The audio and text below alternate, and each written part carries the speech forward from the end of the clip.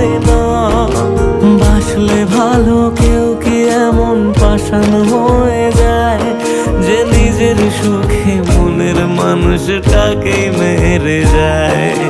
হায় রে বোকা মন আমার, শুনলি না বারণ, আবার প্রেমে মজলি রে তুই কেন কারণ।